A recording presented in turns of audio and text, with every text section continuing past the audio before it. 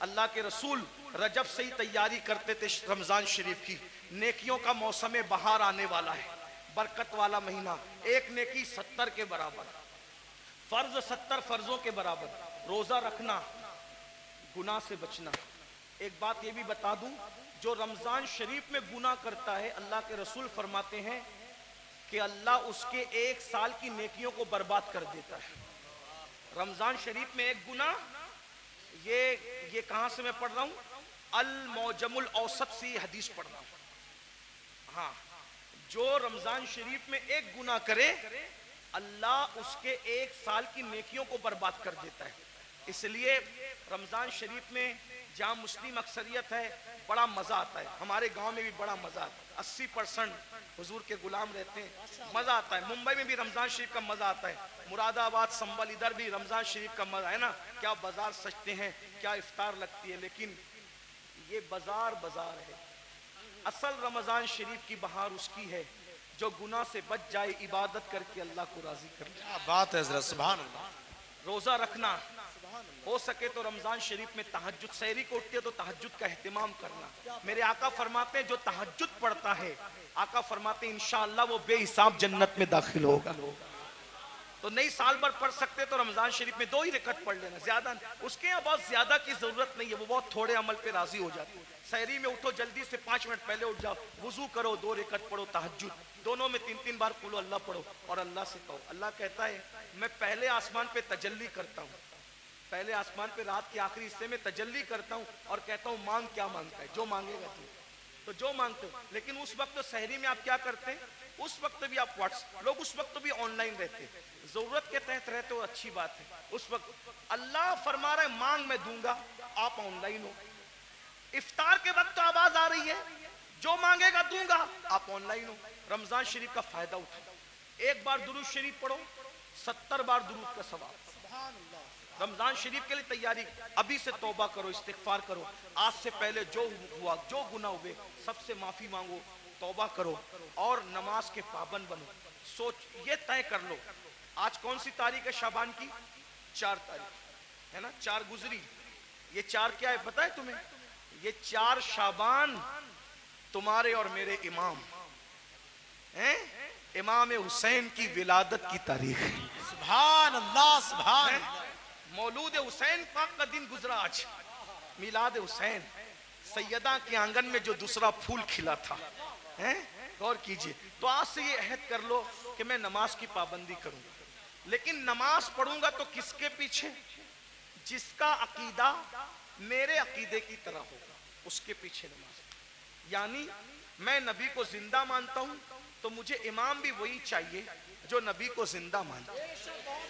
मैं नबी को आलिमे माकाना व मा यकून मानता हूं तो मुझे इमाम भी वही चाहिए जो नबी को माज अल्लाह पीठ के पीछे इल्म का दाना ना दे, बल्कि नबी को वो ये माने कि ये सब चीजें तो बहुत छोटी मोटी है, जिसकी निगाह से खुदा की जात ना छुपी उसकी निगाह से कौन सा इल्म छुप सकता है। और अगर बरेली के ताजदार के लहजे में कहे तो यूं कह ले कि और कोई गैब क्या तुमसे नेहा हो भला, जब ना खुदा ही छुपा तुम पे करोड़ों दुरूद। तो इमाम कौन सा चाहिए, बस ये जो तेरी बात रजा तुझसे कितने हजार फिरते हैं। आज की ये महफिल जामिया अरबिया मदीनतुल उलूम के माशाअल्लाह दस्तार के मौके पर इस्लाही अकायद व अमाल के हवाले से इनेकाद पजीर है। आज की ये जो तारीख है, यानी आज के प्रोग्राम की तारीख, ये मदीने मुनव्वरा में तय हुई थी माशाअल्लाह। हमारे भाई जनाब मोहम्मद रियाज साहब जो आप ही के इलाके के हैं, इन्होंने मुझसे मदीने मुनव्वरा की अजमत और बुजुर्गी को सामने रखकर कहा था कि आपको उस प्रोग्राम में शरीक होना है। तो रियाज भाई ने कहा था कि अगर आप आओगे तो मैं भी मदीने मुनव्वरा से आऊँगा। वो भी आए हैं और मैं भी हाजिर हूँ, और हमारे मिंबर पर उलमा और मशाइख भी मौजूद हैं। आप लोग बहुत बड़ी तादाद में हैं। इसका ये मतलब नहीं कि हम बड़ी तादाद में जहाँ जमा हो तो वहाँ शोर करें। एक बात याद रखें, थोड़ा तवज्जो करें, ज़रा गौर करें कि हम यहाँ ज़्यादा से ज़्यादा 5-6 हज़ार की तादाद में हो सकते हैं, लेकिन एक ऐसा मजमा भी होगा, एक ऐसा मजमा भी होगा जहां पर 5,000, 10,000, 20,000, लाख, 2 लाख, करोड़, 2 करोड़ लोग नहीं होंगे, बल्कि हजरत सैयदना आदम अलैहिस्सलाम से लेकर आखिरी इंसान तक जो दुनिया के अंदर आने वाला है, सारे अव्वलीन और आखिरीन वहां मौजूद होंगे। और यहाँ उलमा का सामना है, वहां अल्लाह का सामना होगा। यहाँ मेहमान उलमा है, सादात है, वहां मेहमान अंबिया होंगे, रसूलान इज़ाम होंगे। जरा गौर कीजिए उस वक्त की कैफियत क्या होगी, उस वक्त के हालात क्या होंगे। दरअसल आज हमें इस बात की कोशिश करना है कि वो सही अकायद जो आखिरत से मुताल्लिक हैं अपनी कौम तक हम पहुंचाएं, इसलिए कि लोग आखिरत को भूल चुके हैं, लोग आखिरत को फरामोश कर चुके हैं। और ये बात याद रखें, कुरान ने आखिरत की जितनी बात की है, पूरा कुरान उठा करके पढ़ लें, 70% आयतें कुरान की आखिरत से मुताल्लिक है। मैंने कुरान मुकद्दस की जिस आया करीमा की सूरह नबा से तिलावत की है, उसमें अल्लाह तबारक व तआला ने कब्र से उठने का जिक्र किया है। इंसान कब्र से उठेगा, किस तरीके से उठेगा? कब्र से उठने वाला एक ही शक्ल पर नहीं उठेगा। कब्र के अंदर तो सबको इंसान की शक्ल में दाखिल किया जाएगा, लेकिन कब्र से उठते वक्त हर इंसान जो है असल शक्ल पे नहीं उठेगा, इंसानी शक्ल में नहीं उठेगा। कौन किस शक्ल में उठेगा? अब जरा सुनिए अहदीस मुस्तफा और जरा गौर कीजिए। कुरान कहता है यौमा युनफखु फिस्सूरी फतातूना अफवाजा, और उस दिन जब सूर फूंका जाएगा तो लोग फौजो फौज अपनी कब्रों से निकलेंगे, यानी अल्लाह की बारगाह में हाजिर होंगे। तो जब इंसान अपनी कब्र से बाहर निकलेगा तो कब्र से बाहर निकलने की कैफियत क्या है? सहाबे किराम ने पूछा, या रसूल अल्लाह सल्लल्लाहु तआला अलैहि वसल्लम, ये बताएं कि जब इंसान अपनी कब्र से बाहर निकलेगा तो उसकी कैफियत क्या होगी, उसकी हालत क्या होगी, किस पोजीशन में वो निकलेगा? अल्लाह अकबर। दफन करते वक्त तो इंसान काफूर की खुशबू में बसाया हुआ होगा, दफन करते वक्त तो इंसान को कफन पहनाया हुआ होगा, दफन करते वक्त तो इंसान की कैफियत ये होगी, इत्र और सुरमे के अंदर वो मुअत्तर भी होगा और उसकी आंखों पर सुरमे के असरात भी होंगे। लेकिन अल्लाह अकबर, उठते वक्त इंसान की कैफियत क्या होगी? अब जरा गौर से समाअत करें। अल्लाह अकबर। मेरे आका मुस्तफा करीम रऊफुर रहीम सल्लल्लाहु अलैहि वसल्लम अपने सहाबा से इरशाद फरमाते हैं, ऐ मेरे सहाबा, कुछ लोग क़यामत के दिन जब अपनी कब्र से उठेंगे तो उनकी आंखें नहीं होगी, वो अंधी आंखें लेकर के उठेंगे, आंखों में बीनाई नहीं होगी, वो आंखों में रोशनी नहीं होगी। जरा तसव्वुर तो करें, जो दुनिया में अंधा होगा वो आखिरत में अंधा हो जरूरी नहीं है, जो दुनिया में बीमार होगा वो आखिरत में बीमार हो जरूरी नहीं है। अल्लाह अकबर। इसलिए कि दुनिया की बीमारी की कोई हैसियत नहीं है, अल्लाह अल्लाह। लेकिन मेरे और आपके आका मुस्तफा करीम रऊफुर रहीम सल्लल्लाहु अलैहि वसल्लम इरशाद फरमाते हैं, कुछ लोग अपनी कब्र से अंधे उठेंगे, यानी उनकी आंखें नहीं होगी। अब मुझे बताएं, जब उनकी आंखें नहीं होगी तो वो अल्लाह का दीदार कैसे करेंगे? वो रसूलुल्लाह का दीदार कैसे करेंगे? वो औलिया अल्लाह का दीदार कैसे करेंगे? सहाबे किराम बेचैन हो गए और सहाबे किराम ने अर्ज किया, या रसूल अल्लाह सल्लल्लाहु तआला अलैहि वसल्लम, जो लोग बगैर आंखों के अपनी कब्रों से क़यामत के दिन अंधे उठेंगे, अंधे उठने की वजह क्या होगी? तो मेरे आका इरशाद फरमाते हैं, दुनिया के अंदर नसीहत करने वाले जब उनको नसीहत करते होंगे तो वो नसीहत को नहीं मानते होंगे। दुनिया के अंदर जब उनको अल्लाह से डराया जाता होगा तो वो अल्लाह से डरते नहीं होंगे। मिसाल के तौर पर आज भी आप देखें, बहुत सारे मुसलमान हैं जो अल्लाह रब्बुल इज्जत के बंदे जब उनको नसीहत करते हैं तो तो वो नसीहत मानते नहीं हैं। मिसाल के तौर पर अल्लाह अकबर, जैसे कि अगर किसी के घर में शादी में डीजे बजाया जा रहा हो, म्यूजिक बजाया जा रहा हो, गाने बजाया जा रहा हो, और अगर कोई आलिम कहे कि भाई डीजे न बजाओ ये हराम है, गाने न बजाओ ये हराम है, तो पलट करके नसीहत नहीं मानते, बल्कि क्या कहते हैं, दौलत हमारी है, मौलवी का क्या बिगड़ता है, माल हमारा है, मौलवी का क्या बिगड़ता है। सुन लो, अल्लाह के नबी ने तुम्हें वक्त से पहले आगाह किया, मरने वालों मौत आनी है, मरने के बाद क़यामत के दिन कब्र से उठना है। अगर तुम नसीहत नहीं मानते और दौलत के नशे में, गुरूर और घमंड के अंदर डूब करके खुदा की नसीहत को पीठ के पीछे डालते हो, तो क़यामत के दिन अंधे उठने के लिए तैयार हो जाओ। सुन लो, दौलत के गुरूर और घमंड में खुदा की नसीहतों को फरामोश करने वालों, यहाँ किसी की आंखें अंधी होगी, कोई रास्ता पकड़ करके चला देगा। यहाँ किसी की आंखें अंधी होगी, कोई सहारा दे करके पार लगा देगा। यहाँ किसी की आंखें अंधी होगी, कोई ना कोई मदद के लिए आ जाएगा। मगर क़यामत के दिन अल्लाह की नसीहतें न मानने की बुनियाद पर जब तुम्हें अल्लाह अंधा उठाएगा, न वहां लाठी होगी, न कोई सहारा होगा, न कोई मददगार होगा। अंदाजा फरमाए, क़यामत के दिन दफन होने के बाद अपनी अपनी कब्रों से उठना है। बोलो, नसीहत मानते हैं लोग? आजकल बहुत से लोग नसीहत नहीं मानते। और एक बात बताऊं, नसीहत मानना ये भी ईमान की अलामतों में से एक अलामत है। नसीहत मानना ईमान की निशानियों में से एक निशानी है। कुरान कहता है, वज़क्किर फ़इन्न ज़िक्रा तनफ़उल मुमिनीन, कि नसीहत करो, कि नसीहत मोमिनीन को फायदा देती है।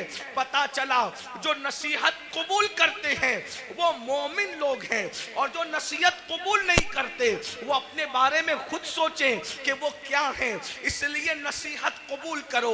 आज नसीहत कबूल नहीं की जाती। अगर किसी मुसलमान को कहो, भाई चेहरे से दाढ़ी मुंडाना ये यहूदियों का तरीका है, चेहरे से दाढ़ी मुंडाना ये मुशरिकीन का तरीका है, चेहरे से दाढ़ी मुंडाना ये अल्लाह रसूल के दुश्मनों का तरीका है, तो आज का मुसलमान कहता है, अरे मौलाना अगर मैं दाढ़ी रखूंगा तो कैसा लगूंगा, मेरी बीवी पता नहीं इजाजत देगी कि नहीं देगी। मैं पूछना चाहता हूं, मेरे भाई, बीवी से प्यार जरूर करो, लेकिन बीवी शरीके हयात है, शरीके ममात नहीं है।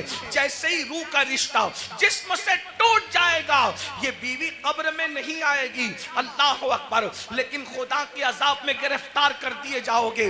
तो पहली चीज, अल्लाह के सच्चे रसूल सादिक व मसदूक मुस्तफ़ा करीम रऊफुर रहीम सल्लल्लाहु अलैहि वसल्लम फरमाते हैं, जो नसीहत नहीं मानते, जो हक को कबूल नहीं करते, वो क़यामत के दिन अंधे उठाए जाएंगे। यहाँ एक बात का और इजाफा कर दूं, बहुत सी चीजों में नसीहत की जाती है। हराम काम न करो, बिदात न करो, खुराफात न करो, जराइम न करो, गुनाह न करो, बद मजहब गुस्ताख रसूल से दोस्ती न करो, उनसे रिश्तेदारी न करो। बहुत सी चीजें कही जाती हैं, लेकिन हमारी कौम नसीहत मानने के लिए तैयार नहीं है। फिर मेरे आका मुस्तफ़ा जान रहमत सल्लल्लाहु अलैहि वसल्लम इरशाद फरमाते हैं, दूसरा गिरोह जब कब्र से निकलेगा तो उनकी कैफियत क्या होगी। आका इरशाद फरमाते हैं, जब दूसरा ग्रुप, चूंकि कुरान कहता है फततूना अफवाजा, फौज फौज निकलेंगे लोग, यानी कब्रों से गिरो दर गिरो निकलेंगे। तो पहले ग्रुप का जिक्र आपने सुन लिया, अब दूसरे ग्रुप का जिक्र सुने। जो दूसरा ग्रुप कब्रों से निकलेगा उनकी कैफियत क्या होगी। दूसरे ग्रुप की कैफियत ये होगी, मेरे और तुम्हारे आका सच्चे रसूल सादिक व मसदूक मुस्तफ़ा जान रहमत सल्लल्लाहु अलैहि वसल्लम फरमाते हैं, लोग कब्रों से निकलेंगे तो ऐसे निकलेंगे जैसे उन पर किसी ने जादू कर दिया हो। हालांकि उस दिन कौन किस पे जादू करेगा। जैसे जादू जिस पे किया जाता है तो उसका चेहरा कैसे बेरौनक होता है, सूना सूना होता है, उसके चेहरे पर जो है हसासियत नहीं होती, उसका चेहरा जो है अल्लाह अकबर खूबसूरत नहीं लगता। बल्कि सिर्फ समझाने के लिए कह रहा हूँ, चेहरा मनहूस सा लगता है, डरावना सा लगता है। आका फरमाते हैं, कुछ कुछ लोग अपनी कब्रों से उठेंगे, मफहूम के तौर पे अर्ज कर रहा हूं, तो ऐसा लगेगा कि जैसे उन पे किसी ने जादू किया, हालांकि किसी ने जादू नहीं किया होगा। ऐसा लगेगा जैसे इसको किसी आसेब ने छू लिया, लेकिन उसको आसेब ने नहीं छुआ होगा। अल्लाह अकबर। आका इरशाद फरमाते हैं उनके पेट मटकों की तरह बड़े बड़े होंगे, कुछ के पेट कमरों की तरह बड़े बड़े होंगे। कुछ लोगों का हाल ये होगा वो उठकर खड़े रहने की कोशिश करेंगे तो गिर जाएंगे। अल्लाह अकबर। उनके पैर छोटे होंगे, उनके हाथ छोटे होंगे और उनके पेट मटकों की तरह और कमरों की तरह बड़े बड़े होंगे। वो चलना चाहेंगे तो गिर जाएंगे। अल्लाह अकबर। सहाबे किराम ने अर्ज किया या रसूल अल्लाह सल्लल्लाहु अलैहि वसल्लम, वो कौन लोग होंगे जिनकी हालत ये होगी? ऐसा लगेगा कि वो नशे में है, मगर वो नशे में नहीं होंगे। ऐसा लगेगा वो जादू किए हुए हैं, हालांकि उन पे जादू नहीं होगा। ऐसा लगेगा कि वो आसिफ ज़दा हैं, हालांकि वो आसिफ में नहीं होंगे। उनके पेट कमरों की तरह, उनमें सांप और बिच्छू होंगे। साहबे किराम ने पूछा तो आका फरमाते हैं जिन लोगों ने दुनिया में सूद खाया होगा, जिन लोगों ने दुनिया में सूद के धंधे किए होंगे, वो इस हालत में उठेंगे कि वो चल नहीं सकेंगे। अल्लाह अकबर। वो चल नहीं सकेंगे। उनकी कैफियत ये होगी जैसे जानवरों को हाँक करके जंगल में चरवाहा लेकर के जाता है, वैसे जलील करके फरिश्ते उनको जानवरों की तरह हाँकते हुए मैदान महशर में लाएंगे। अल्लाह अकबर। जरा तसव्वुर तो करो, जरा गौर तो करो, उस दिन की जिल्लत क्या जिल्लत होगी, उस दिन की रुसवाई क्या रुसवाई होगी। आज इजी मनी के चक्कर में, शॉर्ट टाइम के अंदर तरक्की करने के चक्कर में इंसान ना हलाल देख रहा है ना हराम देख रहा है। मेरी कौम के जवानों, दौलत तो नचनियों को भी मिल जाती है, दौलत तो जिस्म बेचने वालों को भी मिल जाती है, दौलत तो चोरी करने वालों को भी मिल जाती है। अरे दौलत ही सब कुछ नहीं है, दौलत एक दिन खत्म होने वाली है, दुनिया एक दिन खत्म होने वाली है। यहां से लेकर क्या जाओगे? अरे हलाल कमाया हुआ जब साथ नहीं ले जाओगे तो हराम कमाया हुआ क्या साथ लेकर के जाओगे? जरा सोचो तो सही, जरा तसव्वुर तो करो। ये कोई मुकर्रिर नहीं कह रहा है, ये कोई जलसे का नाजिम नहीं कह रहा है, ये कोई मामूली इंसान नहीं कह रहा है, ये तुम्हारे और मेरे नबी फरमा रहे हैं। अल्लाह अकबर। लोग, सूदखोर लोग अपनी कब्रों से ऐसे उठेंगे जैसे वो नशे में है, हालांकि वो नशे में नहीं होंगे। जैसे वो पागल है, हालांकि वो पागल नहीं होंगे। जैसे वो आसिफ ज़दा हैं, वो आसिफ ज़दा नहीं होंगे। जरा सोचिए आज किस तरीके से अल्लाह अकबर सूद को प्रमोट किया जा रहा है, ब्याज को प्रमोट किया जा रहा है। याद रखिए शायद इसी दौर के लिए कहा गया था जो सूद से बचने की कोशिश करेंगे, सूद का गर्दो गुबार उन तक पहुंच करके रहेगा, सूद का गर्दो गुबार उन तक पहुंच करके रहेगा। आज ऐसा तो नहीं कि हम उसी दौर में जिंदगी गुजार रहे हैं। अल्लाह अकबर। सूद लेन देन मुस्लिम आबादियों में इतना बढ़ चुका है कि लोगों को ख्याल ही नहीं रहता कि हम हराम कमा रहे हैं। एक बात मुझे याद आई, आगे बढ़ने से पहले इस हदीस को मैं आगे बढ़ाऊं उससे पहले बीच में एक रिवायत याद आई। मेरे भाइयों जरा सोचो, जरा गौर करो। आपने अब तक ये सुना होगा, आपने अब तक ये सुना होगा जब कोई बंदा हज के लिए जाए और सफर हज में मर जाए। अल्लाह अकबर। सफर हज में मरने वाले की शान क्या है? सफर हज में मरने वाले की शान क्या है? नंबर एक, जो हज करता है वो गुनाहों से ऐसे पाक हो जाता है जैसे अभी माँ के पेट से पैदा हुआ। हज करने वाले के सारे गुनाह बख्श दिए जाते हैं।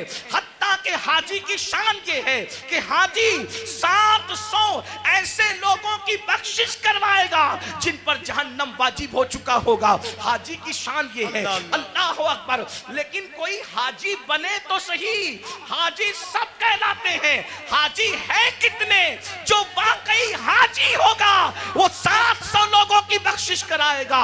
हाजी का टाइटल पाना आसान है, हाजी बन जाना आसान नहीं है। अल्लाह अकबर। सुनो सुनो, गौर से सुनो, अल्लाह के बंदो तवज्जो से सुनो। अल्लाह अकबर। हज करने वाले की मगफिरत हो जाती है, हज करने वाले की बख्शिश हो जाती है। हज करने वाला 700 लोगों की शफाअत करेगा, वो शफी बनेगा, उसकी शफाअत कबूल की जाएगी। अल्लाह अकबर। और अगर कोई खुशनसीब सफर हज में मर जाए, सफर हज में मर जाए तो जब तक दुनिया कायम रहेगी, जब तक चांद सूरज निकलते रहेंगे, जब तक हज होता रहेगा। जो सफर हज में मर गया कयामत तक हर साल अल्लाह उसको हज करने का सवाब अता फरमाएगा। एक रिवायत में आया है उसका हम शक्ल एक फरिश्ता पैदा किया जाएगा जो कयामत तक उसके लिए हज करता रहेगा। बोलो सफर हज में मरने की फजीलत क्या है। मगर अब सुनिए, दिल के कानों से सुनिए, जरा गौर से सुनिए। अल्लाह अकबर।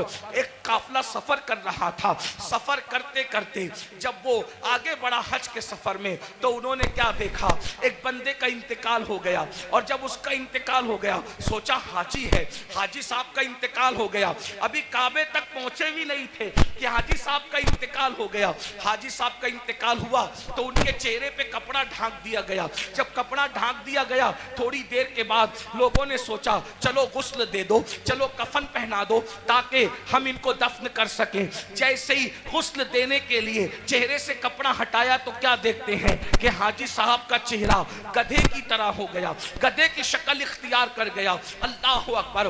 पूरे काफले में कोहराम मच गया, पूरा काफला बेचैन हो गया। अरे सफर हज में मरना तो बड़ी सआदत की बात है, लेकिन सब रोने लगे, सब बेचैन होने लगे, दुआ करने लगे और दुआ करते थे या अल्लाह तू किसी पे जुल्म तो नहीं करता, सफर हज में मरने वाला इसका चेहरा गधे की तरह हो गया। अल्लाह अकबर। तो किसी की आंख लगी तो ख्वाब में इरशाद फरमाया गया तुम इसके गधे की तरह चेहरा होने पर अफसोस और ताज्जुब करते हो, ये नहीं पूछते कि इसका चेहरा सफर हज में भी आखिर गधे की तरह क्यों हो गया। जब पूछा गया तो बताया गया ये सूद के पैसे से हज पे आया था और ये सूद का कारोबार करता था, इसलिए बतौर इबरत इसकी शक्ल को गधे की तरह कर दी गई। मेरे प्यारे आका अलैहिस्सलातु व तस्लीम के प्यारे दीवानों, दुनिया दुनिया दुनिया की मोहब्बत, दुनिया का माल, कुरान कहता है अल्हाकुमुत तकासुरु हत्ता ज़ुरतुमुल मकाबिर, हलाक कर दिया तुमको माल की मोहब्बत ने, यहां तक कि तुम कब्रों के घरों तक पहुंच गए। माल की मोहब्बत से निकलो। माल कमाना बुरा नहीं है, लेकिन माल की मोहब्बत में मजहब व मसलक का सौदा करना बुरा है, आखिरत को फरोख्त करना बुरा है।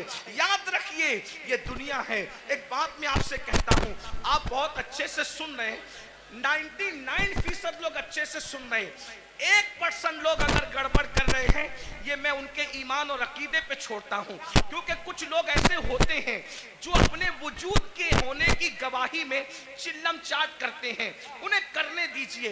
मेरी तवज्जो 1% लोगों की तरफ नहीं, मेरी तवज्जो उन 99% खुशनसीबों की तरफ है जो अपनी आखिरत को बेहतर बनाने के लिए यहाँ बैठे हैं, जो अल्लाह की रजा के लिए यहाँ बैठे हैं। 1% लोगों में चाहे जमीन पे बैठे लोग हों, चाहे मिंबर पे बैठे लोग हों, जो गड़बड़ करे उनको करने दीजिए। आप सुनिए, अब उस 1% में से भी 50% उसमें से भी इधर आ गए हैं और माशाल्लाह सब सुन रहे हैं। आधा % उसमें से अब लोग अगर कुछ हैं उनको करने दे वो जो कर रहे हैं, लेकिन गौर से सुनिए। एक बात आपसे कहता हूं, हम झूठ बोल के माल कमा लें, हम सूद के जरिए माल कमा लें, हम चोरी के जरिए माल कमा लें, किसी जरिए माल कमा लें, थोड़ा जरा गौर कीजिए। अगर हम पीवर हलाल के जरिए भी माल कमाएं, बताइए माल किससे वफा करता है? जो हमसे वफा करेगा। एक बात याद रखना, माल जरूर कमाओ मगर माल के चक्कर में अल्लाह को मत भूलो। यही तो फिरौनियत है। देखो मालदार फिरौन भी है, मालदार उस्मान गनी भी है, नमरूद भी है, मालदार सुलेमान अलैहिस्सलाम भी है, मालदार जो है वो कारून भी है और मालदार जुल्करनैन भी है। लेकिन फर्क क्या है? दोनों मालदारों की मजम्मत नहीं है। सैयदना उस्मान गनी को माल के बदले में जन्नत बेची गई है। अगर माल बुरा होता तो उस्मान गनी की भी बुराई की जाती माज़अल्लाह की बुनियाद पर, लेकिन कोई उस्मान गनी की बुराई नहीं करता। अल्लाह अकबर। कारून की बुराई होती है, उस्मान की बुराई नहीं होती। वजह माल ने कारून को अल्लाह का बागी बना दिया और माल ने उस्मान गनी को जन्नती बना दिया। माल बुरा नहीं है, माल का इस्तेमाल बुरा है।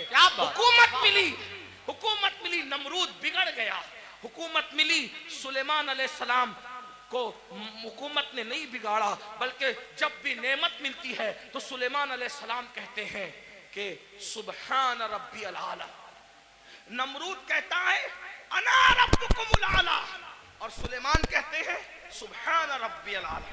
माल बुरा नहीं है, माल के चक्कर में अल्लाह को भूल जाना बुरा है। अब आपसे पूछता हूं कितने ही मालदार हैं हम, थोड़ा गौर, मिंबर वाले भी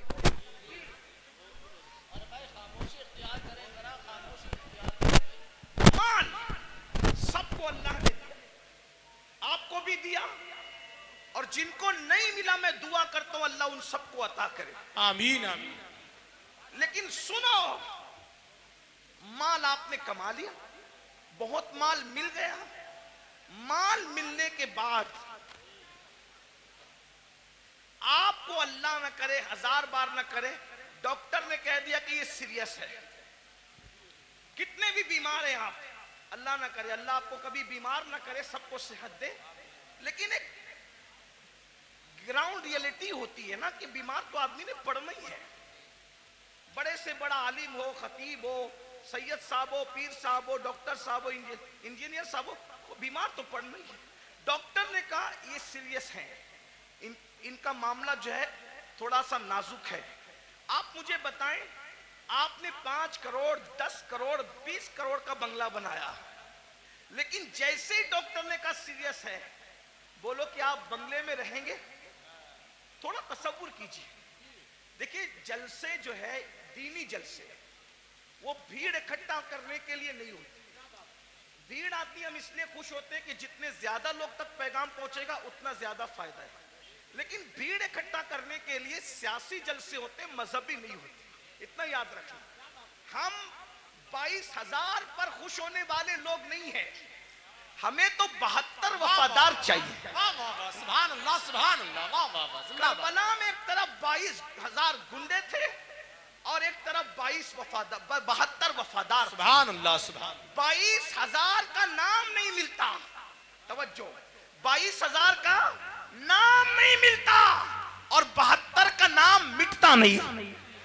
उनका नाम मिलता नहीं, इनका नाम मिटता नहीं। वजह कि वो 22,000 होकर भी मुखलिस नहीं थे और ये 72 होकर भी अल्लाह के वफादार और मुखलिस बंदे। सुभान अल्लाह सुभान अल्लाह। इसलिए ध्यान से सुनो, गौर से, 5 करोड़ का बंगला 10 करोड़ बनाओ, हम मना नहीं करते। हमारा तसव्वुफ तो कादरी तसव्वुफ है, अच्छा खाओ, अच्छा पहनो, अच्छे अमल करो, हम मना नहीं करते। हम दकियानुसी फिक्र के लोग नहीं हैं। हम लोग ऐसा नहीं कहते कि जो जितना धार्मिक होगा वो उतना शादियों से दूर होगा ना। मजहबी बनकर, बल्कि मजहबी बनने का ढोंग रचाकर शादी ना करना और फिर सफेद दाढ़ी होने के बाद रेप केस में जेल में पड़े रहना, ये कौन सी मजहबियत है? ये कौन सी मजहबियत? हमारा मजहब तो ये, जब मजहब की जान मुहम्मदुर रसूलुल्लाह निकाह करते हैं तो निकाह करना ये मजहब के खिलाफ नहीं है, बल्कि निकाह करना ये तो मजहब का हिस्सा है। अल्लाह अल्लाह सुभान अल्लाह सुभान अल्लाह। अपना मजहब इतना अजीम मजहब है, इंजॉय के सारे रास्ते बताता है, बस ये कहता है हराम न करना। जैसे तवज्जो करें, दूसरे लोगों का हाल, दूसरों से मुराद कोई टारगेट पे नहीं है, लेकिन आप ढूंढे गूगल पे वो दूसरे कौन है, थोड़ा आप भी अपनी जिम्मेदारी निभाएं। ऐसा नहीं कि इंटरनेट पर सिर्फ फिल्में ही देखें, इंटरनेट पे जरा ऐसे लोगों को भी तो सर्च करो जिनको लोग ढूंढ रहे हैं। कुछ लोग कहते हैं मजहबी हैं इसलिए सैर नहीं कर सकते, घूम फिर नहीं सकते। मैंने वो कहा वो किसी का फरसूदा मजहब होगा जिसमें सैर नहीं कर सकते। मेरा मजहब कहता है सीरू फिल अर्द, जमीन की सैर करो, बल्कि सैर भी हमारे यहाँ सुन्नत है। क्यों? इसलिए कि जब हमारा नबी सैर करता है, तवज्जो, हमारा नबी सैर करता है, और कैसी सैर, जिसकी सैर को कुरान यूं बयान करता है, सुब्हानल्लज़ी अस्रा बिअब्दिही लैलन मिनल मस्जिदिल हराम इलल मस्जिदिल अक्सा अल्लज़ी बारकना हौलहू लिनुरियहू मिन आयातिना इन्नहू हुवस समीउल बसीर। अल्लाहु अकबर। जब नबी ने सैर की है तो उम्मती सैर क्यों ना करे? लेकिन सैर बता दी गई जी। जब सैर करने जाओ तो पाप न करो। क्या बात, वाह वाह। वाह वाह वाह, बहुत अच्छा हजरत। सैर करने जाओ तो शराब न पियो, सुभान अल्लाह। सैर करने जाओ तो औरतों पर पाप की नजरें न डालो। आहा, हम भी सैर करते हैं, रसूलुल्लाह ने भी सैर की। जब हुजूर पहुंचे मस्जिद अक्सा तो अल्लाह ने उनकी मेहमानी की। माशाअल्लाह। हुजूर के सामने दो चीजें आई, अलग अलग रिवायत है, मौके की मुनासिबत से दो चीजें पढ़ रहा हूं, तीन का भी जिक्र है। हुजूर के सामने दो चीजें आई, शराब भी रखा गया, दूध भी रखा गया। तवज्जो जी। सैर है, सैर में अल्लाह की तरफ से बतौर इम्तिहान शराब भी रखा गया, दूध भी रखा गया। दोनों में से जो चाहो पियो, इसलिए कि आदमी जब सैर के लिए निकलता है तो अपनी मौज में होता है। आदमी जब हुजूर के लिए नहीं कह रहा हूं, मैं जनरल बात कर रहा हूं, सैर के लिए निकलता है अपनी कैफियत में होता है, सैर के लिए निकलता है अपने अंदाज में होता है। सैर में अच्छे अच्छों को पहचान सकते हो कि कौन कितना मुत्तकी है। आम सफर में पहचान में आ जाते हैं तो सैर में तो और पहचान में आते हैं। जब हुजूर के सामने रखा गया दूध और शराब, हुजूर ने शराब नहीं पिया, हुजूर ने दूध पिया। हुजूर ने दूध पिया। जिब्रील ने कहा हुजूर आपने अच्छा किया, शराब नहीं पिया। अगर शराब पी लेते तो आपकी पूरी उम्मत गुमराह हो जाती। उस सैर में नबी ने शराब नहीं पिया, दूध पिया। बता दिया मेरे उम्मतियों, हम सैर के लिए निकले, शराब छोड़कर दूध पिया। तुम भी निकलना, शराब को हाथ मत लगाना, दूध पियो तो जायज है, शराब पीने की इजाजत नहीं है। हुजूर ने नारे तकबीर, नारे रिसालत, मसलके आला हजरत, जामिया अरबिया मदीनतुल उलूम, जश्ने दस्तार बंदी। वाह वाह वाह, सुभान। सैर करने के लिए गोवा जाओ, मना नहीं है। समुंदर देखना, दाएं बाएं नहीं देखना। ये भी हमारे नबी की सैर में। हुजूर जा रहे थे मस्जिद अक्सा, हुजूर जा रहे थे मस्जिद अक्सा। एक ने कहा मेरी तरफ देखें, मैं बतौर मफहूम पेश कर रहा हूं, उलमा जान रहे मैं कहां से पढ़ रहा हूं। मेरी तरफ देखें, हुजूर ने नहीं देखा। दूसरे ने कहा मेरी तरफ देखें, हुजूर ने नहीं देखा। तीसरे ने कहा मेरी तरफ देखें, नहीं देखा। हुजूर सैर तो कर रहे हैं मगर साथ वो निगाह जिसके बारे में मेरे इमाम कहते हैं, नीची आंखों की शर्म और हया पे दुरूद, ऊंची बीनी की रिफत पे लाखों सलाम। अल्लाह अकबर। तालीम उम्मत के लिए सैर भी हो रही है, नजर नहीं भटक रही है, नजर अपने मकसद पे लगी हुई है। जब मस्जिद अक्सा पहुंचे और जिब्रील ने कहा या रसूलल्लाह आपने अच्छा किया, आपने उस बुढ़ी को नहीं देखा, उस बुढ़िया को नहीं देखा। वो बुढ़िया जानती है सवर के आई थी, कौन थी, आपने नहीं देखा ना उस बुढ़ी को। हुजूर ने मैं नहीं देखा। अब वो कौन थी, कौन थी? वो दुनिया थी। दुनिया दुनिया बुढ़ी हो गई है, बन संवर कर आई है बुढ़ी, आपने नहीं देखा। अगर आप उसकी तरफ मुतवज्जे होते, अगर आप उसकी तरफ मुतवज्जे होते तो आपकी उम्मत दुनियादार हो जाती। फिर किसी ने कहा मेरी तरफ देखें, वो यहूदियों का दाई था, अगर आप उसकी तरफ देखते आपकी उम्मत यहूदी हो जाती। वो ईसाइयों का दाई था, जिसने मुतवज्जे किया, आप उसकी तरफ मुतवज्जे होते आपकी उम्मत ईसाई हो जाती। वो मजूसियों का दाई था, आप उसकी तरफ मुतवज्जे होते आपकी उम्मत आतिश परस्त हो जाती। लेकिन आपने किसी की तरफ नहीं देखा। तो भाइयों, हमारे मजहब में सैर करना मना नहीं है, बल्कि सैर के दरमियान जो हराम काम करते हो वो मना है। गाने सुनते हो वो मना है, हराम काम करते हो वो मना है। इस्लाम कहता है एंजॉय करो, हराम काम मत करो। मैं बार बार इस पे कह चुका हूं। उस्मान गनी मालदार हैं, अपने माल की बुनियाद पे 2 बार जन्नत खरीदी, और हजरत उस्मान ने ऐसी जन्नत खरीदी कि अल्लाह के रसूल ने यहां तक कह दिया आज के बाद उस्मान कुछ भी कर ले वो जन्नत ही में दाखिल होगा। अल्लाह अल्लाह, सुभान अल्लाह, सुभान। ये माल की बरकत है।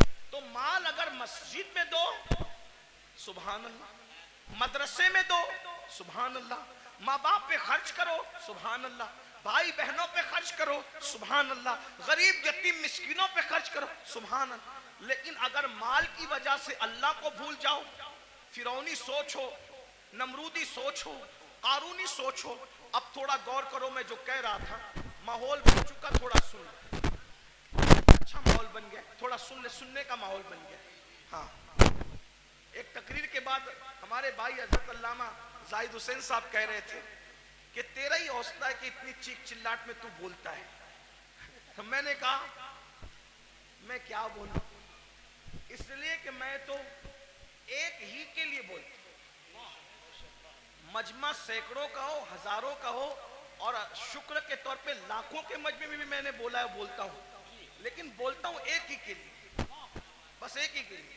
तुम कितना ही शोर कर लो, उस एक तक मेरी आवाज पहुंचने से कोई नहीं रोक सकता, और वो एक है मेरा अल्लाह, और वो एक है उस एक का गुंबदे खजरा का मकी। जो पिया को भाई अख्तर, वो सुहाना राग है। जो पिया को भाई अख्तर, वो सुहाना राग है। जिससे ना खुश है पिया, वो रागनी अच्छी नहीं। आप कितना भी चिल्लाएं, डिस्टर्ब करें, मैं डिस्टर्ब नहीं होऊंगा, क्योंकि मेरी तवज्जो उस एक की और उस एक के एक की तरफ है ना। लेकिन अगर आपकी तवज्जो भी हो जाए तो आपके साथ मेरी भी बिगड़ी और मेरे साथ आपकी बिगड़ी बन जाएगी। और मैं खुश हूं, मुरादाबाद के गिरदो जवानिब में लोग बहुत अच्छा सुनते हैं, अच्छा जमा होते हैं। इसमें हमारा कमाल नहीं है, इसमें हुजूर सदरुल फाजिल फखरुल अमासिल अल्लामा सैयद नईमुद्दीन मुरादाबादी की मेहनतों का नतीजा है। हज़रत अल्लामा मुफ्ती अजमल संबली रहमतुल्लाह अलैह की काविशों का नतीजा है। सैयद किफायत अली काफी मुरादाबादी की मेहनतों का नतीजा है। असलाफ ने मेहनत की है, उनके लगाए हुए पौधों को हम पानी देने के लिए आते हैं, इससे ज्यादा हमारी औकात नहीं है। अगर असलाफ ने पौधे न लगाए होते तो हम कभी भी इन पौधों को पानी देने का शरफ हासिल नहीं करते। इसलिए आए हो, सुन लो, हो सकता है इस फकीर बेनवा की आवाज अल्लाह दिल में उतार दे तो तुम्हारी भी बिगड़ी बन जाए, मेरी भी बिगड़ी बन जाए। ये माल माल माल माल माल माल माल में डूबे हो तो सब्र करो। 5 करोड़ का बंगला हो, 10 करोड़ का बंगला हो, कितना भी कीमती पलंग हो, सागवान का बना हो, इसका बना, उसका बना, डॉक्टर कहते हैं आप सीरियस है, आपकी जान को खतरा है, सही कहना, वो बंगला छोड़कर हॉस्पिटल में आते हो कि नहीं आते है ना। देखो ये अल्लाह की आजमाइश, इम्तिहान है। और वो हॉस्पिटल हमारे लिए किराए का होता है कि नहीं, किराए का होता है। बहुत घमंडी आदमी है, थोड़ी सी दौलत आ जाती है, पैर जमीन पे नहीं टिकते। दौलत देने वाले खुदा को भूल जाता है, इज्जत मिलती है अल्लाह को भूल जाता है, इज्जत देने वाले खुदा को भूल जाता है। भाइयों सोचो न जरा, मेरे जवानों से खास मुखातिब हूं। जवानों सोचो, तुम कौम का मुस्तकबिल हो, तुम ही हमारी कौम का सरमाया हो। दौलत के नशे में फिरौनी सोच मत पैदा होने दो। बीमार पड़ोगे, हॉस्पिटल में एडमिट किए जाओगे। नंबर 1, अल्लाह का पहला इम्तिहान, किराए की बेड पर आके पड़ गए, जिसका किराया 5,000 है, 10,000 है, 25,000 है, कितना भी महंगा किराया है, लेकिन है वो बेड किराए का। नंबर 1। नंबर 2, बंगला कितना भी बड़ा है, लेकिन प्राइवेट रूम हॉस्पिटल का 10 बाई 10 या 20 बाई 20 से ज्यादा का नहीं है। नंबर 3, कितने भी कीमती कपड़े हों, सारे कीमती कपड़े उतार लिए जाते हैं और हॉस्पिटल के मामूली से सस्ते कपड़े पहना दिए जाते हैं। यही है। अब अगर सेहत हासिल करके घर पहुंच गए तो सुभान अल्लाह, वरना अगर मरे तो किन कपड़ों में है? किस पर घमंड कर रहे हो, किस पर इतरा रहे हो? यही माल है ना जो मस्जिद में जाने नहीं देता। दुकान का शटर बंद करके नमाज के लिए मस्जिद में जाऊंगा तो कितने कस्टमर चले जाएंगे। जालिम सोच, ये माल की हैसियत, माल से बड़ा बेवफा कोई है, माल से बड़ा गद्दार कोई है? और तू इस माल से दिल लगाया जो माल ने बीमारी में भी तेरे काम ना आया, इस महल से दिल लगाया जिसने बीमारी में भी तुझे घर से बेघर कर दिया। हॉस्पिटल के कपड़ों में तू मरा, हॉस्पिटल की 4 दीवारी में तूने आखिरी सांसें ली, ये तेरे माल की औकात है? अरे काश तू माल भी कमाता, लेकिन माल में तू अल्लाह को नहीं भूलता, घमंड नहीं करता, माल कमाता कमाता, ज़कात देता, माल कमाता, नमाज पढ़ता, माल कमाता, गरीबों की मदद करता, माल कमाता, हज उम्रा करता, माल कमाता, लोगों को, कमजोरों को मजबूत बनाने की कोशिश करता, लेकिन अफसोस इस माल ने मेरी कौम के जवानों को घमंडी कर दिया। उन भाइयों को आगे बढ़ने से पहले बात खत्म कर लूंगा, बस दो बातें, आखिरी की दो बातें, एक और एक सुने। एक बार बादशाह हारून रशीद हज के लिए निकला। हारून रशीद बादशाह हज के लिए निकला। न इधर उधर की तू बात कर, ये बता के काफिला क्यों लुटा। मुझे रहजनों से गरज नहीं तेरी रहबरी का सवाल। पहले मिंबर ही मिंबर पे बैठना सीख ले। तो अपनी औकात से बढ़ के कुछ नहीं कहूंगा, लेकिन बहुत दुख की बात है, मिंबर वाले मिंबर पे बैठना सीख ले। बस मिंबर पे तो अब हर आदमी को आप घुसा कर लाते हैं, मियार भी मिंबर का खत्म। हमारे दादा मुर्शिद हुजूर मुफ्ती आजमीन के दौर में मजाल थी कोई अवाम में से पब्लिक पे चढ़ती, मिंबर पे चढ़ नहीं। हुजूर मुजाहिद मिल्लत के दौर में मजाल थी, कोई मिंबर पे नहीं। यहां तो हाल यह है कि बस कोई मियार ही नहीं। इन्ना लिल्लाहि व इन्ना, अल्लाह रहम करे। दो, एक और एक, दो बात सुने, बात खत्म करता हूं। हारून रशीद जैसा बादशाह, वो सिर्फ करोड़पति, अरबपति, फैक्ट्री और जो है वो कारखानों का मालिक नहीं था, मुरादाबादी बर्तनों की फैक्ट्री उसकी नहीं थी, बल्कि वो इतना बड़ा बादशाह था कि वो बादलों को कहता था, बादलों को, ऐ बादलों जहां चाहो बरस जाओ, जहां चाहो बरस जाओ, तुम जहां बरसोगे मेरी ही हुकूमत होगी। इतना बड़ा हुकूमत का मालिक वो हारून रशीद। हज के लिए जब निकला ना, वो ये सब लोग जो डिंग डांग करते हैं ना, ये दुनिया के हुक्मरान, उसके सामने कुछ भी नहीं है। ये 25 लोग हैं, मैं किसी का नाम नहीं ले रहा हूं, बच्चे हैं। उसको देखो, ये ग्रीन कालीन, ये रेड कालीन कितना इतराते हैं। फ्लाइट से लेकर के अगर एयरपोर्ट के दरवाजे तक हुक्मरानों को मिल जाए तो। हारून रशीद, गौर कीजिए, तारीख है, तारीख। कितना मालदार होगा वो बादशाह कि बगदाद से जब हज को चला है तो बगदाद शरीफ से लेके मक्का शरीफ तक उसके लिए कालीन बिछाया गया।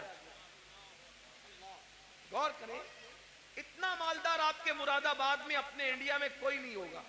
इंडिया में क्या, सऊदी में भी कोई नहीं होगा, बर्तानिया और अमेरिका में भी कोई नहीं होगा। आप घमंड मत कीजिए, हमसे मालदार लोग गुजर चुके हैं। उसका हज कितना कर्रो फर वाला था, कितना कर्रो फर वाला था। मैं अभी आपको बहुत करंट लगने वाली गुफ्तगू करूंगा। हारून रशीद की बेअदबी नहीं कर रहा हूं, लेकिन इबरत के लिए बता रहा हूं, तवज्जो करना। इतना बड़ा कर्रो फर वाला आदमी मक्के शरीफ तक कालीन बिछा उसके लिए कि कहीं बादशाह का पैर जमीन पे न पड़े। रास्ते में उसको मिल गया अहलुल बैत का दीवाना, जिसे दुनिया कहती है बहलूल दाना। वो दीवाना मिला बहलूल। ओ बहलूल ने कहा, ओ हारून किधर जा रहा है? तो दीवाना ही था। सब लोग उसको खलीफा, बादशाह, अड़गम जड़गम कहते थे, लेकिन दीवाना। दीवाने लोग किसी को खातिर में नहीं लाते, और जो खातिर में लाते वो दीवाने नहीं होते हैं। याद रखना, जो खातिर में लाते वो दीवाने नहीं होते, जो दीवाने होते किसी को खातिर। भाई तू वजीर होगा अपने घर का, मैं तो दीवाना हूं। तू बादशाह होगा अपने घर का, मैं तो दीवाना हूं। मेरे भाई, दुनिया का दीवाना किसी को खातिर में नहीं लाता। तुम कैसे आशिके रसूल हो कि तुम लोगों को खातिर में लाने लगे हो? इश्क की एक्टिंग तो नहीं कर रहे हो। जो आशिक होगा दौलत को भी खातिर में नहीं लाता, दौलतमंदों को भी नहीं लाता, बादशाही को भी नहीं लाता, बादशाहों को भी नहीं लाता। उसके नजदीक कोई कुछ नहीं है, उसके नजदीक सिर्फ महबूब महबूब है, बस महबूब महबूब है। हमें महबूब से प्यार ही कितना है भाइयों। बहरहाल दूर ना निकले बात। ओ हारून किधर जा रहा है? बादशाह को छेड़ा उसने, बहलूल ने। हारून ने कहा हज को जा रहा हूं। अच्छा, लोगों का खून पी के हज को जा रहा है। बहुत खून पिए लोग है ना, आप भी बहुत खून पियो। बहन का खून पिया, हिस्सा दबाया, हज को जा रहे हो हैं? हाजी साहब हज को जा रहे हैं, कहां? बहन का हिस्सा मार के। वाह भाई वाह, क्या हाजा है। भाई का हिस्सा दबा के हाजी साहब हज को जा रहे हैं, मस्जिद बना रहे, पूरी मस्जिद बनाई, स्टेज से ऐलान हुआ मुखय्यरे कौम व मिल्लत, इन्होंने मस्जिद बनाई, इनके लिए अल्लाह ने महल बनाया। पता चला कि भाई का हक अभी तक नहीं दिया। मस्जिद बनाना फर्ज न था, भाई का हिस्सा देना फर्ज था, है ना। हर साल हज करना फर्ज न था, बहन का हिस्सा देना फर्ज था। दबा रहे हो, खूब दबा रहे हो, दबा लो, खून चूस रहे हो। खून पीने वालों, ओ लोगों का खून पीने वालों, खून पी रहे हो।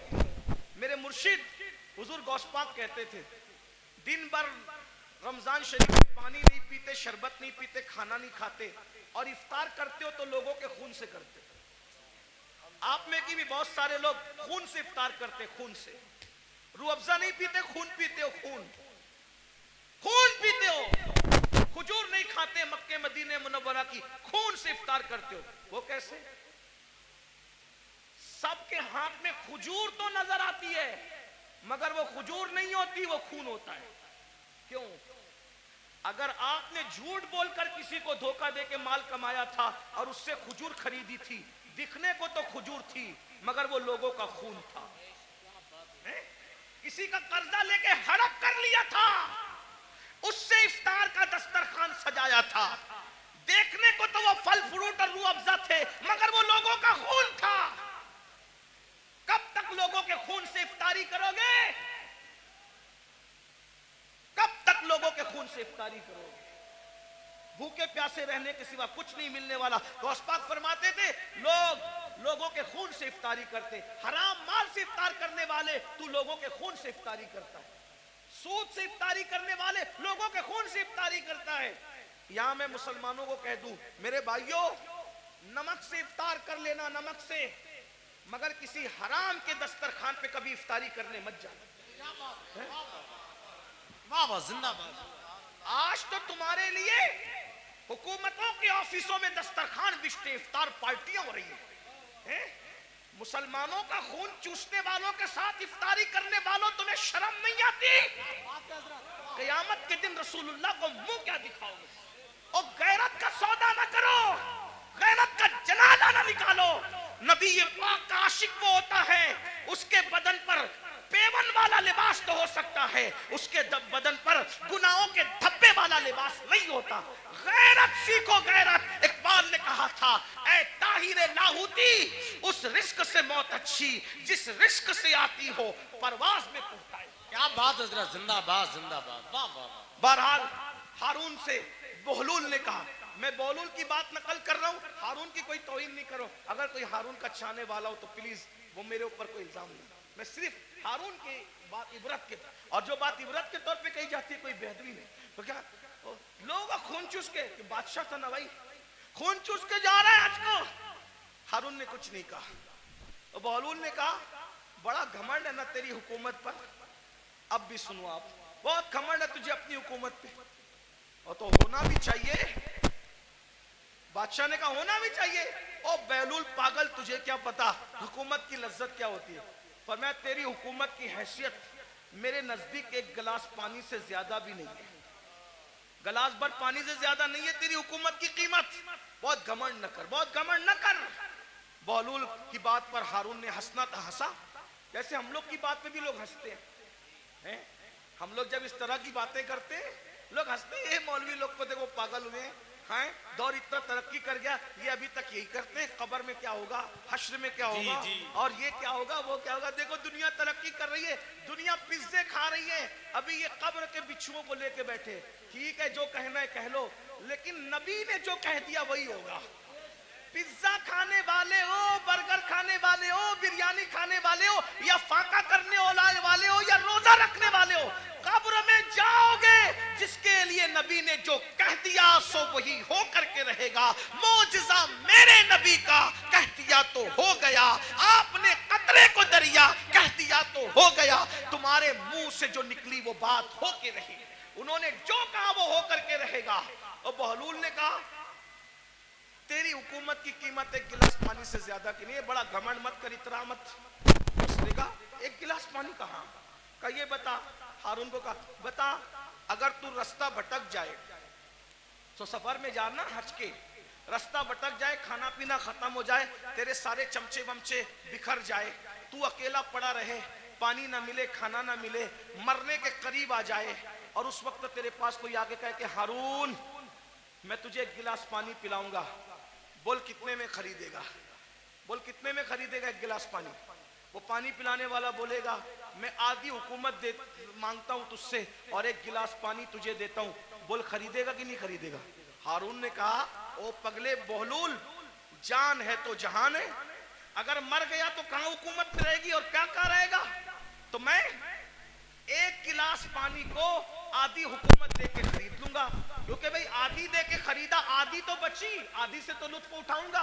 क्या वो गिलास भर पानी पिया ही था कि पेशाब लगी आधे घंटे, 2 घंटे के बाद, और पेशाब लगी, अब पेशाब निकल नहीं है बाहर, लगी तो है, प्रेशर तो आ रहा है, बाहर निकलती नहीं पेशाब।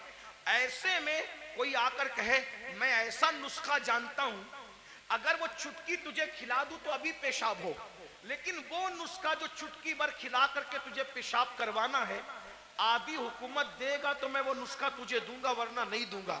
बोल पेशाब करने के लिए वो आधी हुकूमत दे के नुस्खा लेगा कि नहीं लेगा? कहा बिल्कुल लूंगा, क्योंकि जान है तो जान है, इसलिए कि हुकूमत ना रहेगी जिंदगी तो रहेगी।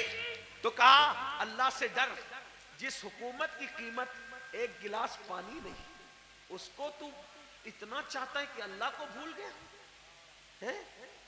बताओ हारून रशीद की कब्र पर कितने लोग जाते हैं फातिहा करने? कितने लोग हारून रशीद के नाम पे न्यास करते हैं?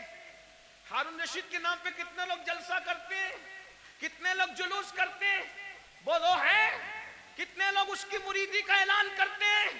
बादशाह था, बादशाह, इतना बड़ा बादशाह कि बादलों को कहता था जहां जाओगे जा करके बरस जाओ, मेरी हुकूमत होगी। लेकिन ना नाम है, ना अल्लाह ऊपर कोई दुआ करने वाला है, ना कोई नाम लेने वाला है, ना कोई तारीफ करने वाला है। अल्लाह ऊपर फिर कह रहा हूं, तौहीन के तौर पे नहीं, इबरत के तौर पे कह रहा हूं, है कोई उसके नाम का जलसा जुलूस करने वाला?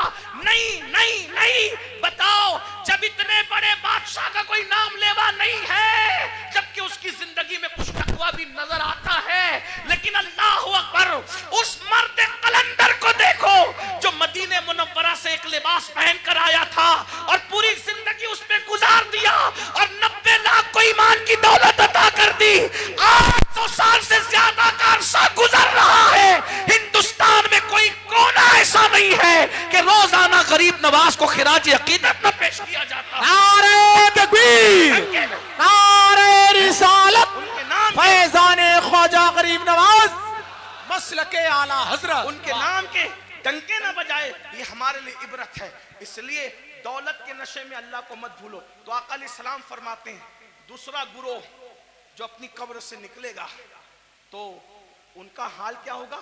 वो पागलों जैसे दिखेंगे, पागल नहीं होंगे, आसिफ ज़दा दिखेंगे, आसिफ। और आखिरी बात इस उन्वान की, आका फरमाते तीसरा गुरोह, तीसरा ग्रुप जब अपनी कब्र से निकलेगा तो वो जर्रे बेमिकदार से भी कम होगा।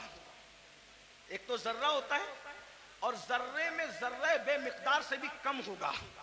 उनकी शक्लें तो इंसानों जैसी होगी, लेकिन वो बिल्कुल बारीक से जर्रे जर्रे दिखाई देंगे। अल्लाह की कुदरत है, बारीक बारीक जर्रे दिखाई देंगे, वो बारीक बारीक जर्रे। और जानवर उनको कुचलेंगे मैदान महशर में, और इंसान उनको पैरों तले कुचलेंगे मैदान महशर में। और जब इंसान और जानवर उनको कुचल लेंगे तो कुचलने के बाद उन जर्रे बेमिकदार की शक्ल में उठने वाले इंसानों को पकड़कर जो जहन्नम के अंदर कैद खाना होगा, उस कैद खाने में ले जाकर के कैद कर दिया जाएगा। जरा गौर कीजिए, फिर आका फरमाते हैं उस कैद खाने में उनको नारुल अनियार, नारुल अनियार नाम का मशरूब पिलाया जाएगा। एक तो जर्रे बेमिकदार में उनको उठाया जाएगा, इंसान और फरिश्ते उनको पैरों तले कुचलेंगे, फिर उनको पकड़कर जहन्नम के कैद खाने में ले जाया जाएगा, उसमें उनको नारुल अनियार पिलाया जाएगा। सहाबा ने पूछा या रसूल अल्लाह ये नारुल अनियार क्या है? तो आका फरमाते हैं ये जहन्नमियों का खौलता हुआ पीप है जो उनके जिस्म से निकलेगा, और जहन्नम की सड़ी हुई आग है जो उनकी गिज़ा बनेगी। सहाबा ने पूछा आका वो जर्रे बेमिकदार वाले लोग और वो जहन्नम के अंदर कैदी लोग, नारुल अनियार पीप पीने वाले लोग, जहन्नम की सड़ी हुई आग खिलाई जाने वाले लोग, वो कौन होंगे? तो आका फरमाते हैं वो दुनिया में वो लोग होंगे जो घमंड करते होंगे, तकब्बुर करते होंगे। मैं चौधरी का बेटा, मैं मालदार का बेटा, मैं पढ़ा लिखे का बेटा। इल्म पर घमंड करने वाले, अमल पे घमंड करने वाले, नसब पे घमंड करने वाले, तकवे पे घमंड करने वाले, किसी किस्म का घमंडी होगा, कयामत के दिन उसको जर्रे बेमिकदार में उठाया जाएगा। ऐ मेरी जवानों आपसे पूछता हूँ ये घमंड ही तो है जो आपको उलमा के करीब नहीं होने देता,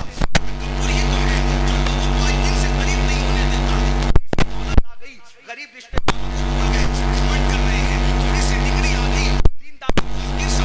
अभी देखो ये बच्चे जो हाफिज़े कुरान हुए कोई इज्जत नहीं हमारे समाज में, आलिमों की और हुफ़ाज़ की कोई इज्जत नहीं, जबकि हम इनको क्या कहते हैं? नायबे रसूल। कागज पे कुरान लिख दिया जाए तो उसको सर पे रखा जाता है, और सीनों पे कुरान लिख दिया जाए है? तो उनको मस्जिद में वो लोग आके बात सुनाते हैं, घर में जिसकी बीवी उसकी बात नहीं सुनती। कागज का लिखा हुआ कुरान सर पे है, सीनों पे लिखे हुए कुरान की क्या कद्र करते? भाइयों कद्र करना चाहिए। ये जो बेकदरी उलमा की करते हो, बेकदरी हुफ़ाज़ की करते हो, दीनदार तबके आप लोग नहीं, आप लोग तो बहुत मोहब्बत करते हैं, लेकिन इंटरनेट के जरिए से आवाज वहां तक पहुंचती है जो घरों में बैठे हैं, जो हमें सुनना नहीं चाहते। इंटरनेट के बहुत से नुकसानात है, लेकिन कुछ फायदे ये भी हुए कि जो तबका हम लोगों की आवाज से नफरत करता था वो भी कहीं चुपके सुनने लगा, और कहीं ना कहीं बर्फ पिघलने लगी। हाँ ये हो रहा है फायदा, कुछ नुकसान भी हुआ। हाँ इसीलिए आपसे कहता हूँ इंटरनेट के सामने बैठते हो तो बड़े वकार से बैठा कर, आपके बैठने से किसी को हिदायत भी मिल सकती है और मिंबर पे लड़ने से किसी का ईमान भी जा सकता है, इसका ख्याल रखना। इसलिए कि आपको अपने बेगाने सब देख, आपकी छोटी सी मिंबर पर की हुई झड़प किसी ईमानदार को कुफ्र तक ले जा सकती है, इतना याद रखना। इसलिए जरा होश से मिंबर पे कोई लड़ने आए तो उससे हाथ जोड़ के कहो मैं हार गया तू जीत गया, इसलिए कि मैं हारा हुआ कहलाऊंगा चलेगा, लेकिन मेरी वजह से कोई मेरे मसलक और मजहब से बेजार होकर के कुफ्र की तरफ जाए, मुझे ये गवारा नहीं। इसका ख्याल रखा जाए, बहुत हमें ख्याल करना होगा, क्योंकि हमें लोग देखती है, दो आंखें देखती है तो लोग इतना मोहतात होते हैं, ये हजारों आंखें देखती। ये इंटरनेट की जो है वो नहुसत या जो वो निफासत कुछ कम नहीं है, इसकी नहुसत भी बुरी है, इसकी निफासत भी बड़ी है, लेकिन इतना याद रखें ये दो आंखें नहीं देखती इंटरनेट पे बैठने वालों को, करोड़ों आंखें देखती है, और आप उनका तसव्वुर नहीं कर सकते कि कौन कौन देखता है। इसलिए मिंबर पर हम खुदा के लिए 2 घंटे ही सही इस तरह बैठें कि हमारे बैठने को देखकर लोग मजबूर होके कहे जब ये इस तरह बैठता है तो गरीब नवाज कैसे बैठते हैं, ये इस तरह बैठता है तो गौसे आजम कैसे बैठते हैं, ये इस तरह बैठता है तो इमाम अहले सुन्नत कैसे बैठते हैं। ये हमारा अंदाज होना चाहिए, अल्लाह करे हमें तौफीक मिले।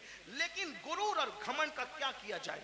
आज हमारा जवान तबका, नई नस्ल उलमा का मजाक उड़ा रही है, हुफ़ाज़ की इज्जत नहीं कर रही है।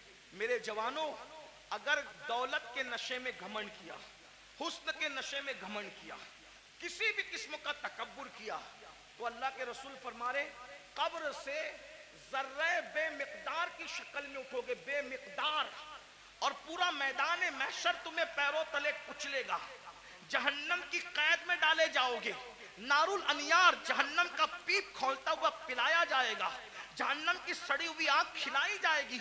इसलिए खुदा के लिए घमंड छोड़ दो, तकब्बुर छोड़ दो और सोचो मैं इंसान हूं और सिर्फ इंसान, मैं इंसान हूं और सिर्फ इंसान हूं। और इंसान क्या है?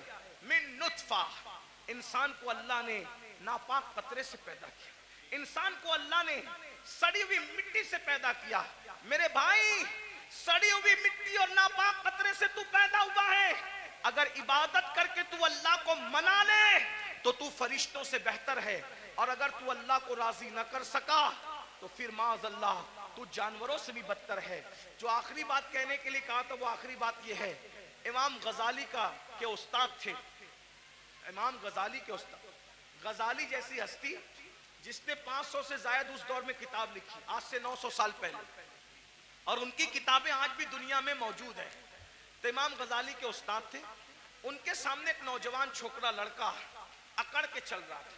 कुरान कहता है वला तमशी फिल अर्दी मरहा, जमीन पे अकड़ के मत चलो, अकड़ के मत चलो। आजकल के लड़के बाइक पे बैठते हैं, थोड़ा जिम विम करके बाजू बना लिए हैं, तो वो बाजुओं पर फूल पत्तियां पता नहीं क्या क्या बना लेते हैं, ये हराम है, हराम।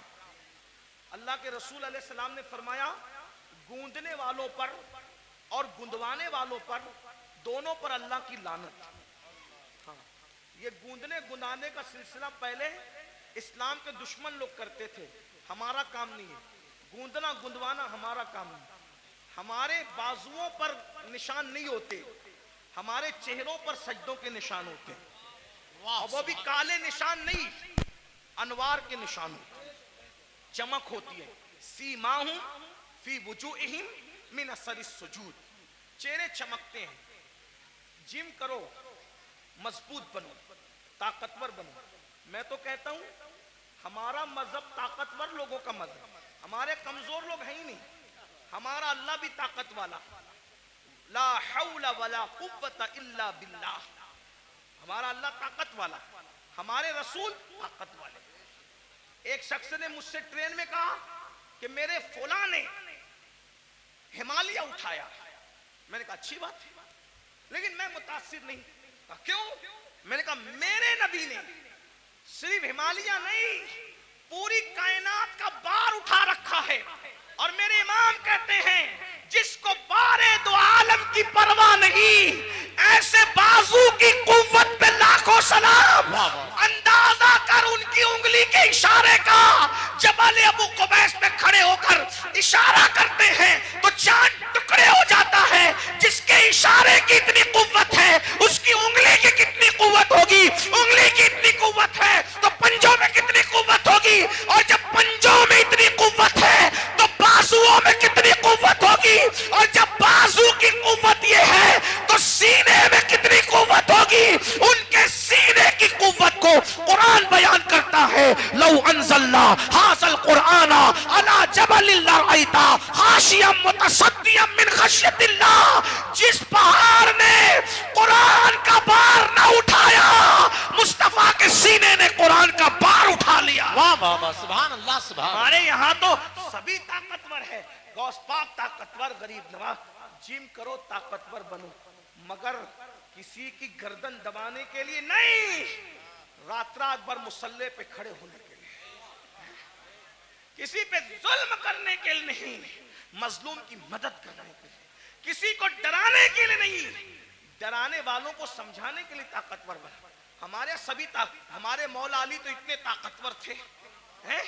हमारे मौला अली इतने, मौला अली का जिक्र करो तो कुछ लोग जलते हैं, क्योंकि उनकी ताकत उनको बर्दाश्त नहीं होती। हमारे मौला अली बहुत ताकतवर थे, हमारे मौला अली बहुत ताकत, हमारे मौला अली बहुत ताकतवर थे। अल्हम्दुलिल्लाह हमारे सिद्दीक भी बहुत ताकतवर, अफसरुल बशर बादल अंबिया बित्ताकी, हमारे सिद्दीक अकबर भी इतने ताकतवर थे। जब बदर में रसूलुल्लाह की कोई हिफाजत के लिए ना आया तो सिद्दीक अकबर ने कहा मैं हुजूर को पहरा दूंगा, अल्लाह की अमानत की हिफाजत मैं करूंगा। सिद्दीक ताकतवर, फारूक आजम ताकत, उस्मान गनी, मौला अली सब ताकत। और मौला अली कैसे ताकतवर, सुन लो, गौर से सुनो। एक दिन मौला अली की ढाल गिरा दी। क्या गिरा दी? बात समझ में आ रही? क्या गिराई? ढाल। ढाल किसको कहते हैं? अब तो सीरियल देख के आप लोग हमसे ज्यादा समझ गए कि ढाल, पहले समझाना पड़ता था, अभी नहीं, अब सबको पता है ढाल क्या है, तलवार क्या है, और मैमना क्या है, मसरा क्या है, कल्ब क्या है, मुकद्दमतुल जैश क्या है, सब सीख लिया है। चलो कुछ तो सीखा, हमसे ना सीखा, किसी से तो सीखा, लेकिन बहरहाल ढाल, ढाल समझते हैं ना, जिसपे वार रोका जाता है। मरहब ने मेरे मौला की ढाल पे वार किया और ढाल दो टुकड़े कर गए। मेरे मौला को आया गुस्सा और तूने मेरी ढाल काटी और ढाल तोड़ी, अब मैं तुझे सजा क्या देता हूं। मेरी ढाल काट के ये ना समझना कि मैं पलट कर जाऊंगा, क्योंकि अली कहते ही उसको है जो पलट कर न जाए। अली का नाम था हैदरे कर्रार, पलट कर भागने वाला नहीं, पलट पलट कर हमला करने वाला। अब अली अगर सिपर लेने के लिए, ढाल लेने के लिए पलट कर जाता तो दुश्मन कहता अरे कभी तो पलट कर भागे थे, लेकिन अली ने कहा पलट कर नहीं जाऊंगा, बल्कि मौला ने कहा तूने मेरी ढाल तोड़ी, अब मैं किसको ढाल बनाता हूं देख। आगे बढ़े और खैबर का दरवाजा उखाड़ कर अली ने उसी को ढाल बना लिया और उसी को लेके जंग करते रहे करते रहे करते रहे। और जब उसको उठा करके फेंका है तो अली का फेंका हुआ दरवाजा 70 लोग मिलकर भी अपनी जगह से उठा न सके। नारे तकबीर, नारे रिसालत, नारे हैदरी। कभी दीवार हिलती है, हजरत कभी दर कांप जाता है, अली का नाम सुनकर अब भी खैबर। हम अली वाले हैं, लेकिन वो अली वाले हैं जो सिद्दीक को अफजलुल बशर मानते हैं। वाह वाह सुभान। हम वो अली वाले हैं जो फारूक आजम को आदिलों का सरदार मानते हैं। हम वो अली वाले हैं जो उस्मान को एक नूर वाला नहीं बल्कि 2 नूर वाला जुन्नूरैन मानते हैं। हाँ, हम वो अली वाले, बहुत अच्छा, अल्हम्दुलिल्लाह। सुभान अल्लाह। और वही सच्चे अली वाले हैं जो अली को भी मानते हैं और मौला अली की भी मानते हैं। तो आखिरी बात जो कहने चला था, क्या वो नौजवान पहलवान था, बाजू मोटे मोटे थे, घमंड में इतरा के चल रहा था। अल्लाह को इतरा के चलना पसंद नहीं, इतरा के चल रहा था। इमाम गजाली के उस्ताद ने कहा ए लड़के, इतरा कर घमंड से मत चल। उसने पलट कर नसीहत नहीं मानी और हजरत को कहा आप मुझे जानते हैं मैं कौन हूं, आप मुझे जानते हैं मैं कौन हूं। इमाम गजाली के उस्ताद ने कहा बेटा अच्छी तरह जानता हूं कौन है। कहा कौन हूं मैं।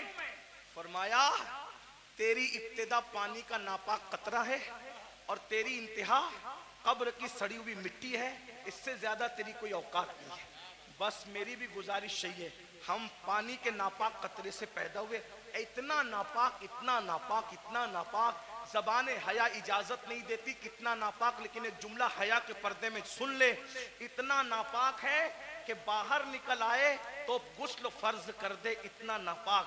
और कब्र की वो सड़ी हुई मिट्टी जिसमें कीड़े मकोड़े हैं, ये हमारा हाल है। अगर अल्लाह नाराज है तो ये हाल है, और अगर अल्लाह को मना लिया तो फिर कोई सड़ी हुई मिट्टी नहीं है, कोई सड़ी हुई। अगर अल्लाह को मना लिया तो मिट्टी नहीं, सड़ी हुई नहीं, बल्कि इंशाअल्लाह कफन को भी मिट्टी का धब्बा ना लग सकेगा। अगर खुदा को मना लिया, आओ आज अहद करो, शाबान का महीना चल रहा है, अल्लाह के रसूल रजब से ही तैयारी करते थे रमजान शरीफ की, नेकियों का मौसम बहार आने वाला है, बरकत वाला महीना, एक नेकी 70 के बराबर, फर्ज 70 फर्जों के बराबर, रोजा रखना, गुनाह से बचना।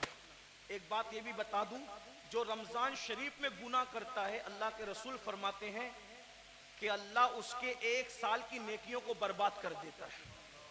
रमजान शरीफ में एक गुनाह, ये कहां से मैं पढ़ रहा हूं, अल मौजमुल औसत से हदीस पढ़ रहा हूं। हाँ, जो रमजान शरीफ में एक गुनाह करे, अल्लाह उसके 1 साल की नेकियों को बर्बाद कर देता है।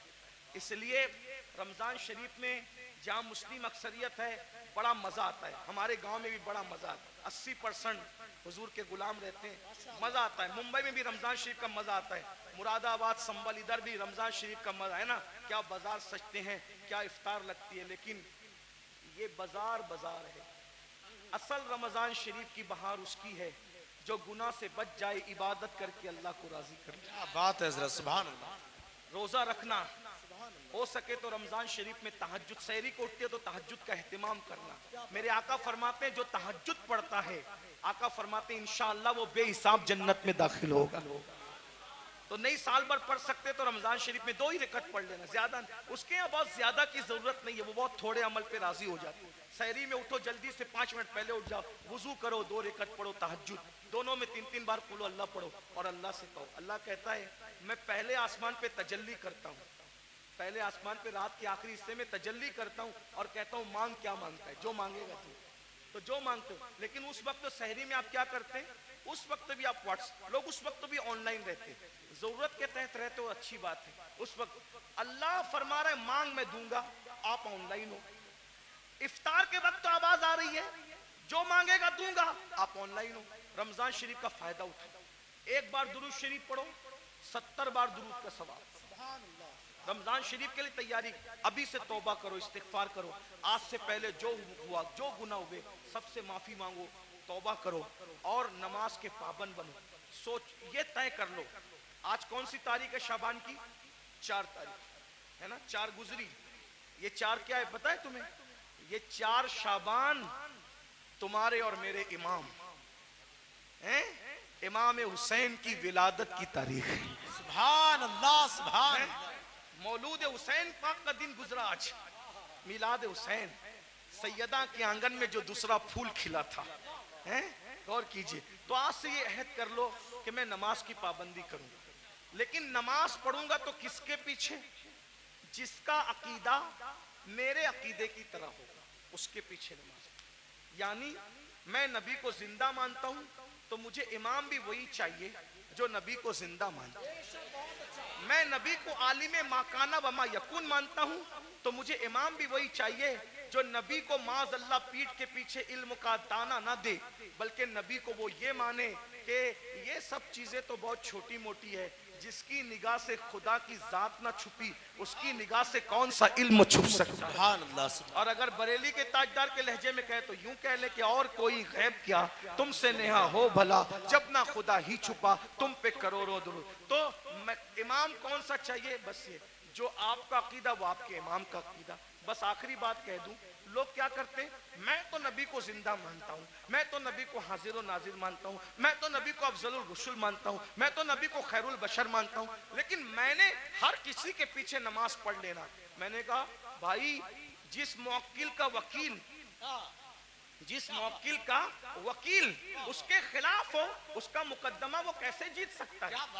मिसाल के तौर पर बात इतनी है कि मुवक्किल किसको कहते हैं, जिसके आगे वकील खड़ा हो। मुवक्किल कहे मैंने कत्ल नहीं किया और वकील कहे कि मेरे मुवक्किल ने कत्ल किया, तो बोलो बचाएगा कि फंसाएगा, हैं? मुवक्किल अलग बोल रहा है, वकील अलग बोल रहा है, बचाएगा कि फंसाएगा। अरे जब दुनिया की कोर्ट में मुवक्किल और वकील की अलग अलग बात फंसा देती है तो कुदरत की अदालत में इमाम का अकीदा अलग है, मुक्तदी का अकीदा अलग है। बोलो तुम्हारी नमाज को बचाएगा कि फंसाएगा, अब तुम्हारे ऊपर है। नमाजें बचाना चाहते हो तो सदरुल अफाजिल जैसे वाले अकीदे के पीछे नमाज पढ़ना, और अगर नमाज को फंसाना चाहते हो तुम जानो, तुम्हारा काम जानो, हम अपनी जिम्मेदारी पूरी कर चुके। अल्लाह दौरान गुफ्तगू अगर कोई गलती हो तो हमें माफ करे। अस्तगफिरुल्लाह व मा अलैना इल्ला अल बलाग। अस्सलामु अलैकुम व रहमतुल्लाह।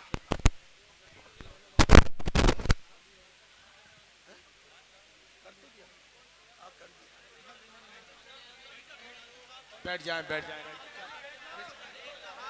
कल नरपत नगर में इंशाअल्लाह ताला हजरत की तकरीर होगी। नरपत नगर में कल सुबह 9 बजे कलाम होगा। मौलाना कारी सुलेमान साहिब मुदर्रिस